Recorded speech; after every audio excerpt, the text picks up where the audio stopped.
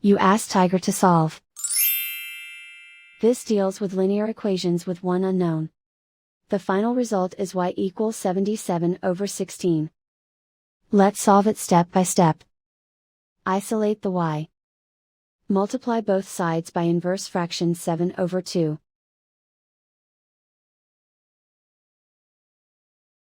Group like terms.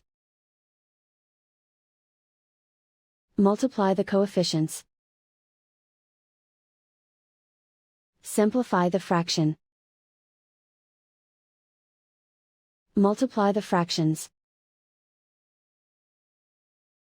Simplify the arithmetic.